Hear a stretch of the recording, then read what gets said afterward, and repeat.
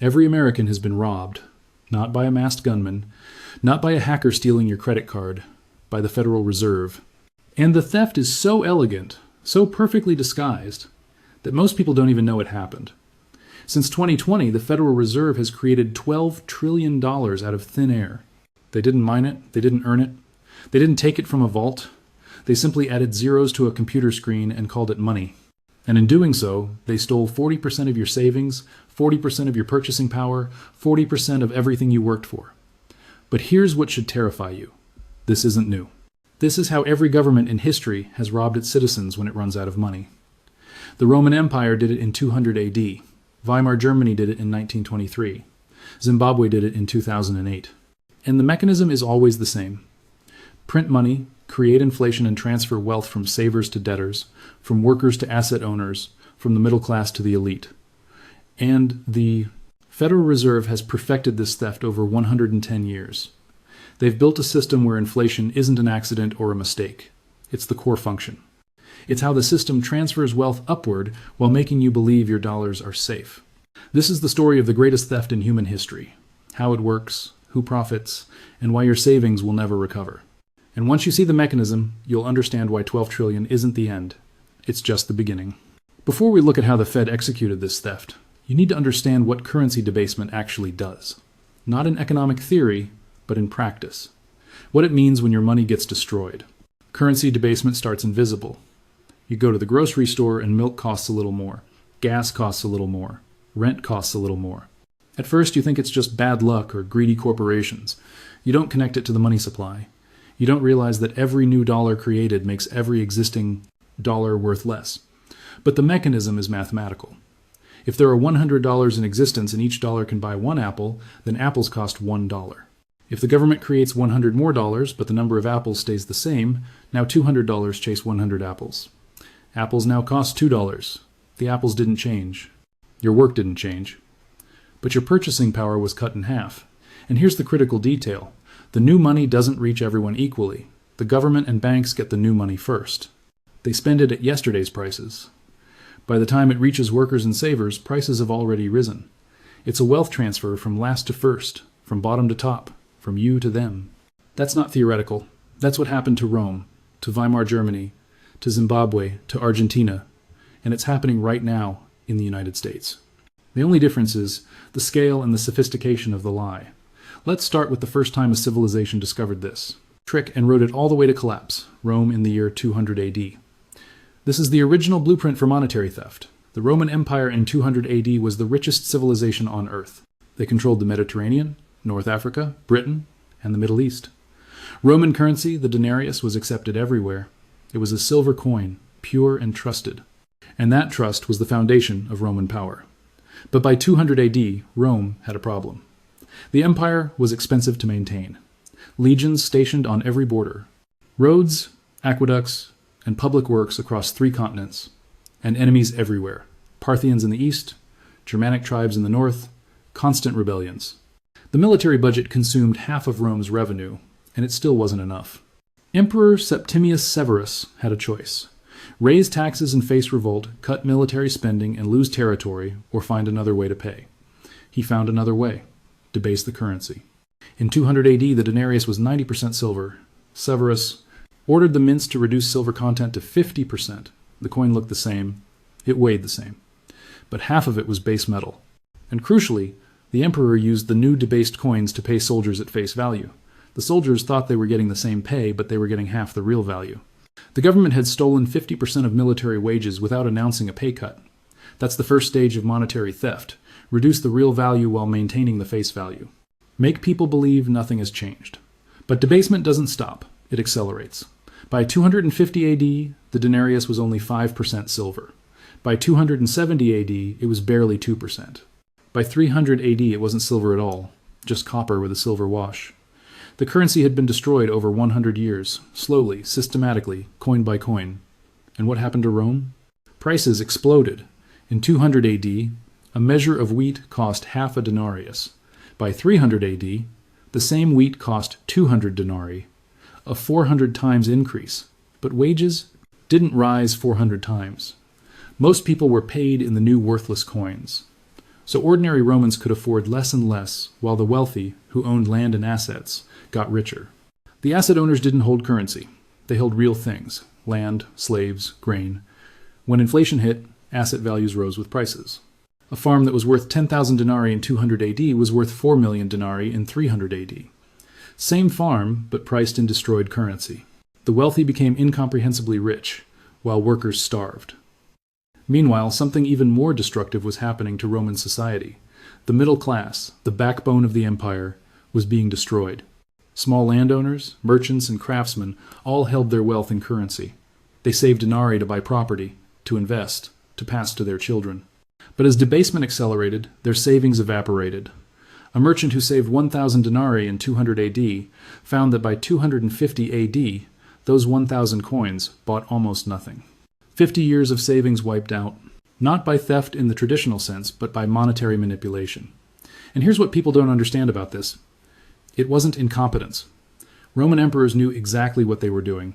They debased the currency to pay for military and government expenses without raising visible taxes.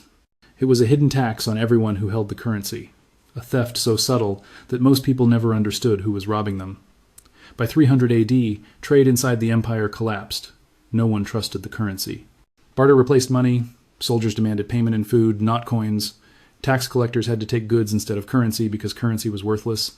The monetary system, the foundation of Roman economic power, was dead. And once the money died, the empire followed. By 476 AD, the Western Roman Empire ceased to exist. Not from barbarian invasion alone, but from internal economic collapse. The currency debasement that started in 200 AD destroyed the economic foundation that held the empire together. And historians will tell you Rome fell for many reasons, which is true. But monetary destruction was the mechanism that made everything else collapse. You can't run an empire when your money is worthless. Rome discovered this 1,800 years ago. Every empire since has learned the same lesson, but they all make the same mistake anyway. But if you think Rome's century-long collapse was bad, what happened in Germany in the 1,920 seconds will show you how fast this can happen when a government really commits to the theft. Let's jump forward to Germany, 1,918. World War I just ended. Germany lost, and the Treaty of Versailles demanded reparations. 132 billion gold marks. That's roughly $400 billion in today's money. An impossible sum. Germany's gold reserves were depleted by the war. The economy was shattered. Industrial capacity was damaged. How could they pay? The German government had the same options Rome had: raise taxes and face revolt, default on the debt and face invasion, or print money. They chose to print. In 1919, there were 30 billion marks in circulation. The German Reichsbank began printing to pay reparations, to pay government employees, to rebuild infrastructure. By 1922, there were 1.3 trillion marks in circulation. By November 1923, there were 400 quintillion marks. Not trillion, quintillion, that's 18 zeros. The currency had been destroyed in 4 years. And here's what that looked like in practice. In 1918, $1 US equaled 4 German marks. By January 1923, $1 equaled 18,000 marks. By November 1923, $1 equaled 4.2 trillion marks. The mark went from a respected currency to wallpaper in 5 years. People used marks to heat their homes. It was cheaper than buying firewood. They used marks as wallpaper. It was cheaper than actual wallpaper. Children played with stacks of billion-mark notes like building blocks because they were worthless. This is what total currency destruction looks like. And the theft was spectacular. In 1,918, if you had 100,000 marks in savings, you were wealthy. You could buy a house, start a business, live comfortably for years. By 1923, that 100,000 marks couldn't buy a loaf of bread. Every saver, every pensioner, every person who worked and saved was robbed completely. Their entire life's work, gone. But here's the critical detail. Not everyone was destroyed. People who owed money, who had debts, were saved. If you owed 100,000 marks for a house in 1918, by 1923, you could pay off that debt with pocket change. Inflation wiped out the debt. And people who owned assets, real things like factories, land, and gold, became fantastically wealthy. A factory owner watched his debts evaporate while his assets increased in value measured in the inflated currency. This created a new class of ultra-wealthy while destroying the middle class. And here's what nobody talks about. The Weimar hyperinflation wasn't natural. It was policy. The Reichsbank made a choice to print unlimited money. They could have defaulted on reparations, could have restructured the debt, could have let the banks fail, but they chose to protect the financial system and the government by destroying the currency. And that decision transferred wealth from savers to debtors, from the middle class to asset owners, from the people to the elite. By 1923, Germany was economically destroyed. The middle class, which had been the backbone of German society, was gone. Savings were worthless, pensions were worthless, trust in institutions was destroyed. And this economic trauma created the conditions for political extremism. When people lose everything, when they see their life's work stolen by their own government, they become desperate. They look for someone to blame, someone who promises to restore order. The hyperinflation of 1923 didn't cause World War II directly, but it created the economic and psychological conditions that made the rise of fascism possible. This is what happens when government destroys of the currency. It doesn't just wreck the economy, it destroys society. Germany took 4 years. But modern governments can do it even faster, especially when they have computers instead of printing presses. Let's jump to Zimbabwe, 2000 to 2009. This is what happens when a government has unlimited power over currency in the digital age. In 2000, Zimbabwe was relatively stable. The Zimbabwean dollar was worth about 60 US cents. The economy was agricultural, dependent on exports, but President Robert Mugabe began seizing white-owned farms and redistributing land to political supporters who had no farming experience. Agricultural production collapsed, exports dropped, foreign currency stopped flowing in. By 2001, Zimbabwe was running out of money. The government couldn't pay salaries, couldn't pay for imports, couldn't maintain services, so they printed. The Reserve Bank of Zimbabwe started creating money to pay government expenses. In 2001, inflation was 100% annually. Prices doubled every year. By 2006, inflation was 1,000%. By 2008, it was 231 million percent. And by November 2008, Zimbabwe hit the second highest inflation rate ever recorded, 79.6 billion percent monthly. That means prices doubled every 24 hours. Let me show you what that means in practice. If a loaf of bread cost $1 Zimbabwean dollar on Monday, it cost $2 on Tuesday, $4 on Wednesday, $128 by the next Monday. Within a month, that loaf of bread cost $1 billion. Workers were paid twice a day because if they waited until the end of the day, their wages would be worthless. People spent money immediately because holding it for 1 hour meant losing value. The economy became a race to spend before your money became trash, and the government kept printing bigger notes. Zimbabwe issued a $10 trillion bill. $10 trillion for one bill. And that $10 trillion bill was worth about 20 US dollars when it was issued. Within weeks, it was worth nothing. The currency was completely destroyed in less than a decade. And once again, look at who got destroyed and who profited. Ordinary Zimbabweans who had savings, who worked for salaries, who held their wealth in bank accounts, all robbed. Completely. Their life savings became nothing. But people connected to the government, people who got the newly printed money first, people who could convert to US dollars or buy assets, they did fine. The elite bought property, bought businesses, bought foreign currency while ordinary people starved. By 2009, Zimbabwe officially abandoned its own currency. The Zimbabwean dollar ceased to exist. The country switched to US dollars and South African rand. The government had destroyed the currency so completely that they had to give up and use someone else's money. Zimbabwe today still doesn't have its own currency. They tried to reintroduce it in 2019, and inflation immediately returned. The country is permanently scarred. Trust in government, in currency, in institutions has been destroyed for a generation. 3 examples. Rome, Germany, Zimbabwe. 3 different eras, 3 different technologies, but the exact same mechanism. Government needs money, government prints money, currency loses value, savers get robbed, asset owners get rich, society collapses. It's not a theory. It's not a coincidence. It's the pattern. And the United States is following the same script with one difference: scale. Because what the Federal Reserve has done since 2020 makes Weimar Germany look cautious. And here's what should keep you up at night. The Federal Reserve just executed the same theft that destroyed Rome, Germany, and Zimbabwe, but they did it with $12 trillion in 4 years. Let me show you exactly how they stole your money. The United States in 2020 faced a crisis. COVID shutdowns collapsed the economy. Businesses closed. Unemployment spiked to 15%. The stock market crashed 30% in weeks. And the Federal Reserve had a choice. Let the system take losses, let banks fail, let asset prices fall to reflect reality, or print money and bail everyone out. They printed. In March 2020, the Fed announced unlimited quantitative easing. They would buy unlimited government bonds, unlimited mortgage bonds, unlimited corporate debt. They would create as much money as necessary to prevent collapse. And they did. In 2020 alone, the Federal Reserve created $3.3 trillion. In 2021, another $2.7 trillion. By 2023, they'd created a total of $12 trillion since the 2008 financial crisis, with over $5 trillion created just since COVID. To put that in perspective, the entire U.S. money supply in 2008 was $8 trillion. The Fed more than doubled it in 15 years, with a massive acceleration in the last 4 years. And here's what that did to your savings.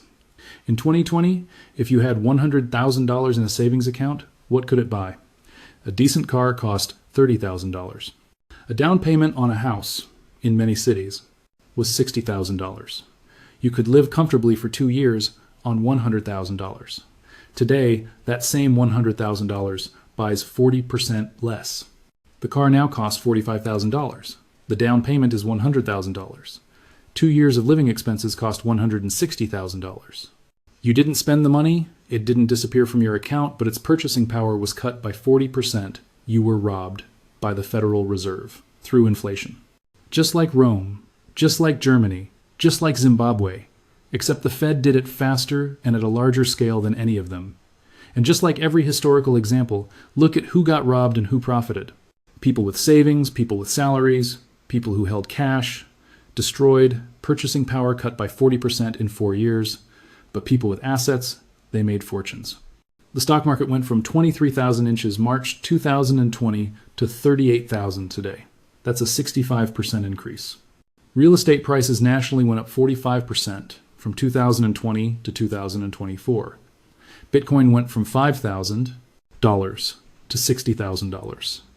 Gold went from $1,500 to $2,000. Anyone who held assets when the money printing started got massively wealthier.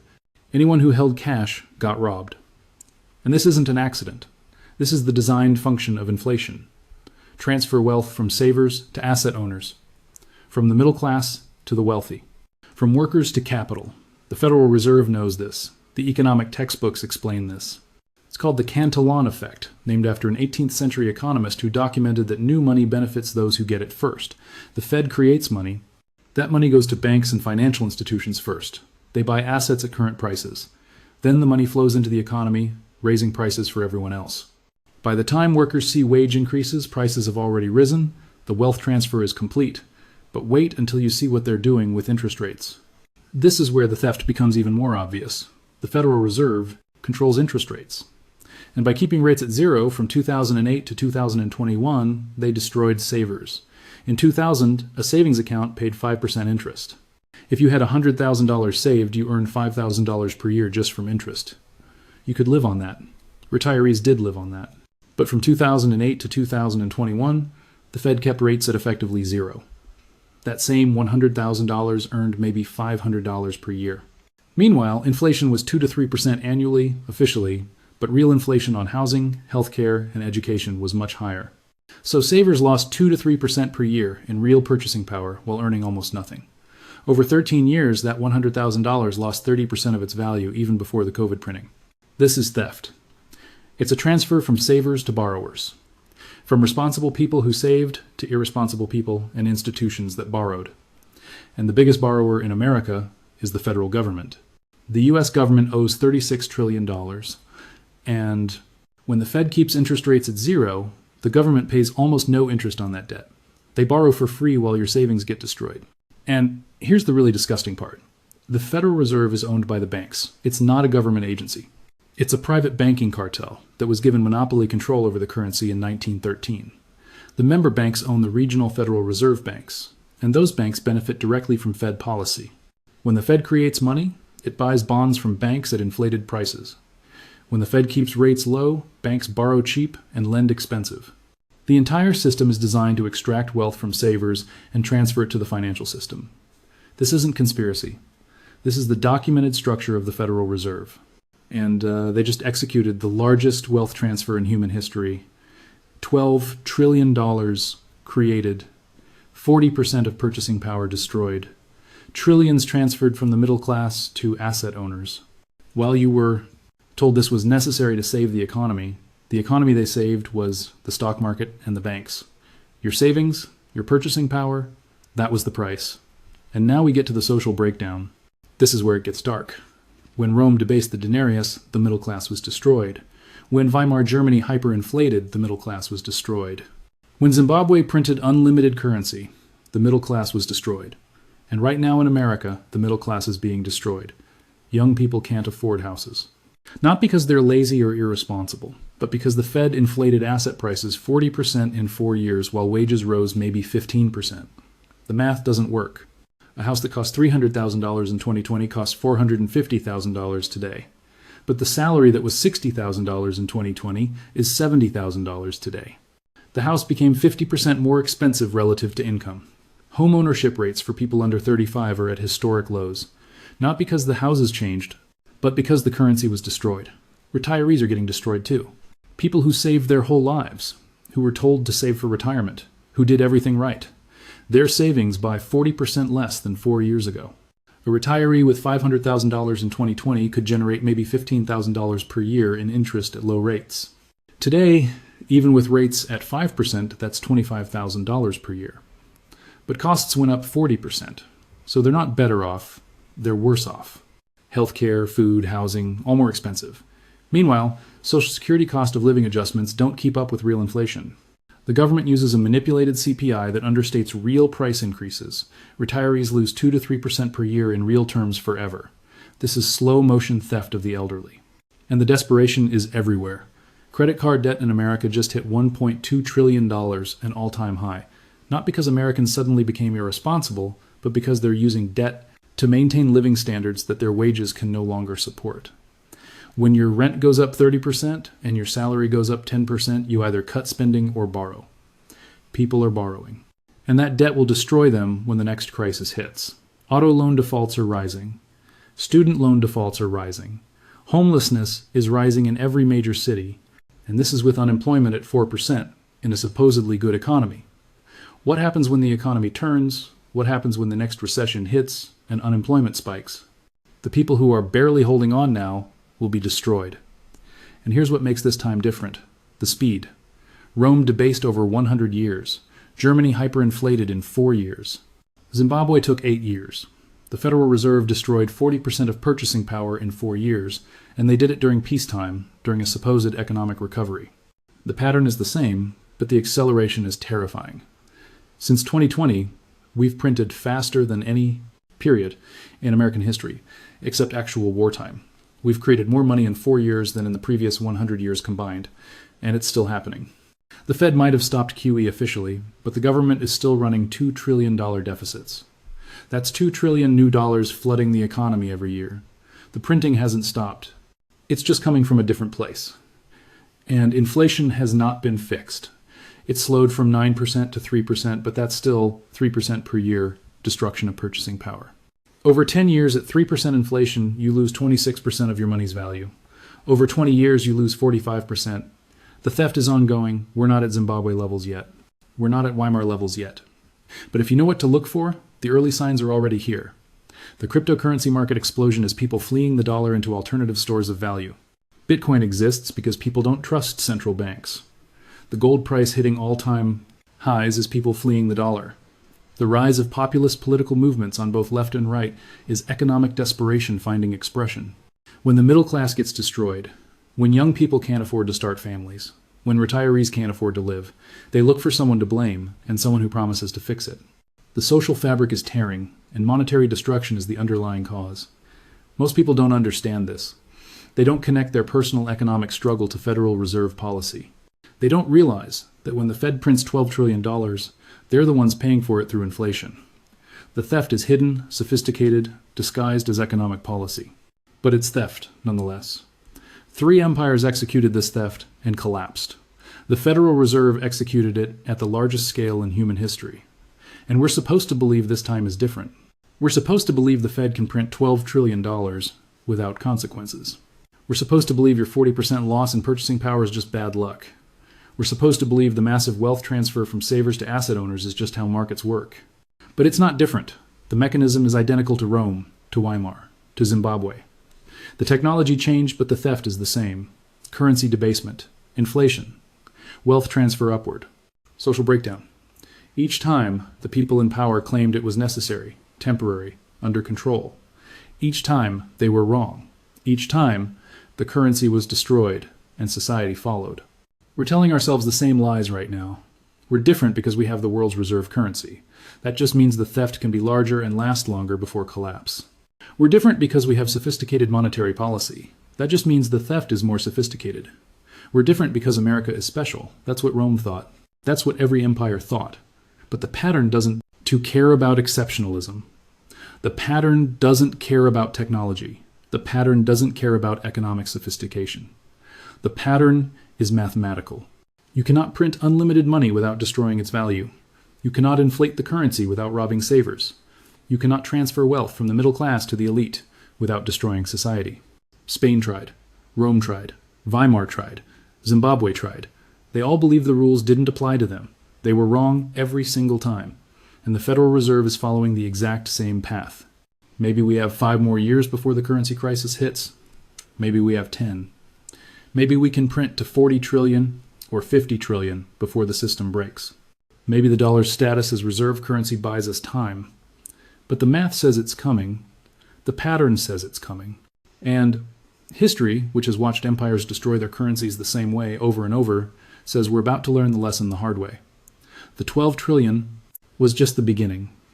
The 40% you've already lost is just the first installment of the theft. Because they haven't stopped printing and they never will. The system requires inflation to function. The government requires inflation to pay its debts. The banks require inflation to profit. Your savings are the price. And once you see this, once you understand that the Federal Reserve destroyed 40% of your purchasing power in 4 years on purpose, systematically, following the exact same mechanism that destroyed Rome and Weimar and Zimbabwe, you can never unsee it. If this opened your eyes to where your money actually went, subscribe, because the theft isn't over. It's accelerating. And when we hit the next crisis, when they print another 10 trillion or 20 trillion, you'll want to understand what happened and why. The answers aren't in their press releases or their economic models. They're written in the collapse of every empire that tried this same trick, in the destroyed currencies of Rome and Weimar and Zimbabwe, and I'll show you exactly where to look, because they're not going to teach you this in school. They're going to teach you that the Federal Reserve protects your money, that inflation is a complex economic phenomenon beyond your understanding, that the theft of 40% of your savings was necessary to save the economy. But Rome knew better, Weimar knew better, Zimbabwe knows better, and now you know better too. The Federal Reserve printed $12 trillion and stole 40% of your savings. That's not a side effect. That's the system working exactly as designed. And the theft